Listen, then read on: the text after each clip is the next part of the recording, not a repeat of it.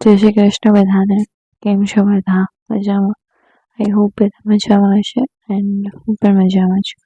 આજે મારા પપ્પાનો બર્થડે છે એન્ડ અમે સરપ્રાઈઝ પ્લાન કરીએ છીએ. બહુ વધારે તો નહીં, બટ એક કેક કાપશું, કેક ઘરે બનાવશું એન્ડ એમને બર્થડે એક ગિફ્ટ આપશું.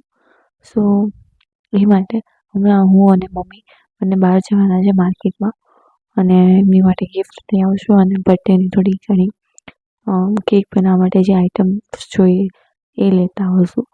સો બસ થોડી વારમાં નીકળશું. હમણાં મમ્મીને હું ઉઠાડીશ બિકોઝ હવે એમને થોડી તબિયત ખરાબ છે એટલા માટે.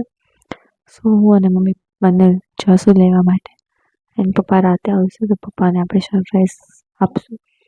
એન્ડ એમની માટે મેં જે વિડીયો બનાવ્યો છે એ પણ હું મૂકીશ. અને હા, મેં 2 દિવસ પહેલાં મતલબ કે હા, તો મેં થોડા દિવસ પહેલાં મેં બ્લોગમાં એમ કહ્યું હતું કે હું આજે શોર્ટ્સ મૂકીશ, બટ અમુક રીઝન હતા તેનાથી મારે શોર્ટ નહીં મૂકાણા મારાથી. એક શોર્ટ ના મુકાયું તે દિવસે એન્ડ કાલે પણ ના મૂકી શકી કેમ કે કાલે અમે ગયા હતા મેરેજમાં, જેનો બ્લોગ મેં આજે અપલોડ કરી દીધો છે, તો એ જોઈ લેજો. એન્ડ તે દિવસે કાલે અમે ગયા હતા મેરેજમાં, તો ત્યાંથી આવીને મારા પપ્પાનો બર્થડે હતો આજે, તો એનો વિડીયો એડિટિંગ કર્યો એન્ડ એ અપલોડ કર્યો છે.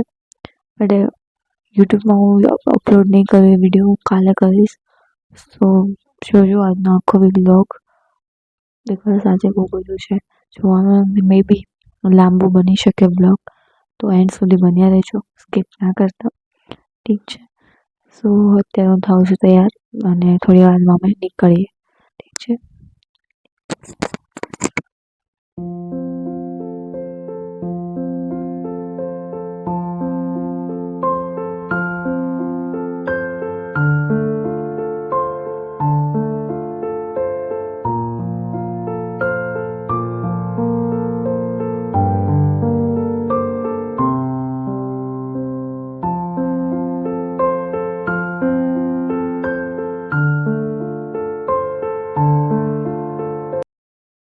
સો બહાર જવાનો પ્લાન અમારો થઈ ગયો છે કેન્સલ, બિકોઝ મમ્મીને હેડેક થાય છે.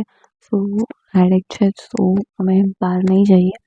બટ યસ, અમે કેક જરૂરથી બનાવવાના છે. સો અમે કેક બનાવીશું અને ઘરે જ કેક બનાવીશું અને પપ્પાની ફેવરિટ છે ખાવાનું, મતલબ પપ્પાની જે ફેવરિટ ડીશ છે તે મમ્મી બનાવવાના છે. થોડીક મે બી હું બી બનાવી શકું, તો એક હું બનાવીશ ને બાકી મમ્મી બનાવશે. તો પપ્પા માટે આજે એમની ફેવરિટ ડીશ બનશે એન્ડ કેક હું બનાવવાની છું.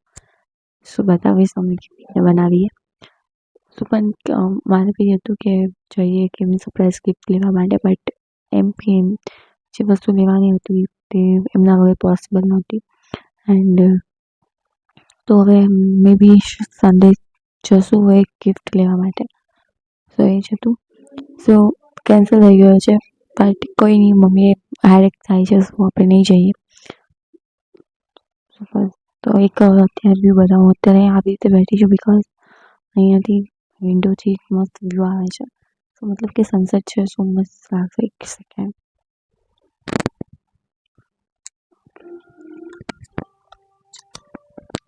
ઓકે, મસ્ત છે યાર. મતલબ મુझे અહીંયાથી ફોટો પાડીને આપી તો બી મસ્ત લાગે હે ને. સો એ જ અહીંયાથી ત્યારે તડકો આવે છે તો મસ્ત લાગે, આંખ ઉપર પડે ને, આંખમાં એકદમ બ્રાઉન દેખાય.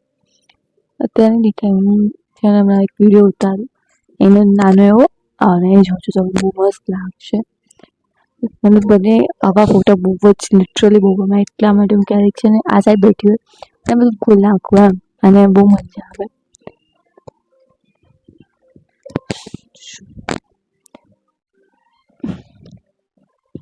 સો અત્યારે માટે એટલું જ. અને હમણાં એક વિડીયો બતાવું.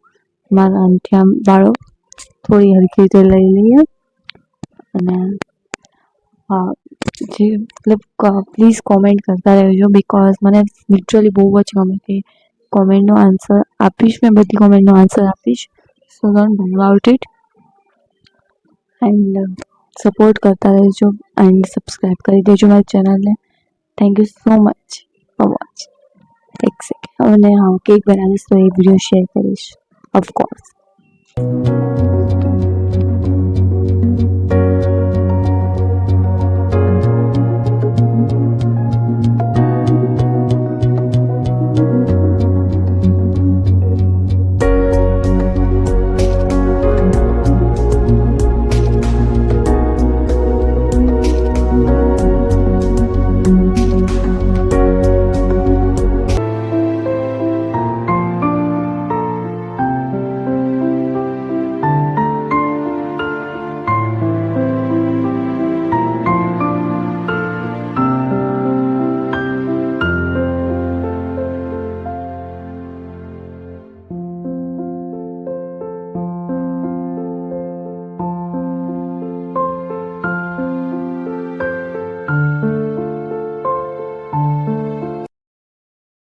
અત્યારે વાગ્યા છે 11 થયા છે અને અમારા ઘરે આવ્યા હતા ગેસ્ટ. સો મારા ભાઈ ભાભી હતા અને એ લોકો જસ્ટ હમણાં ગયા છે એમના ઘરે. સો બસ અમે બધા બેઠા છીએ અને અમને એક સરપ્રાઈઝ છે જે આપણે હમણાં કરીશું. સો પપ્પા આવી છે એટલી વાર છે, પછી આપણે કરીને પછી સુઈ જઈશું. આજ લેટ થઈ ગયું છે બિકોઝ મહેમાન આવ્યા હતા. સો થોડી વાર પછી આપણે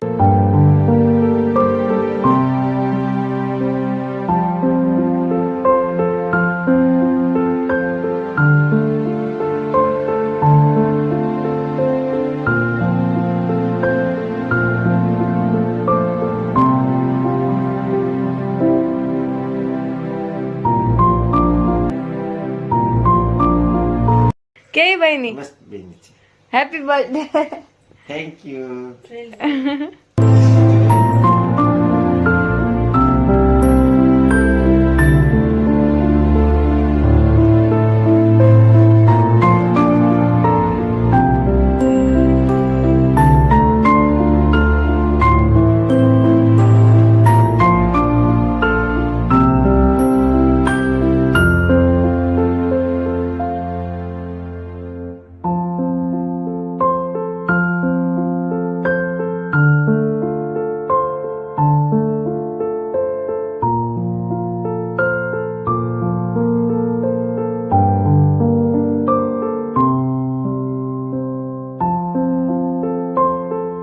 બસ મસ્ત મસ્ત લાગી છે. Thank you. आपकी तारीफ में क्या कहें, आप हमारी जान बन गए, आप हमारी जान बन गए, आप ही रब आप ईमान बन गए.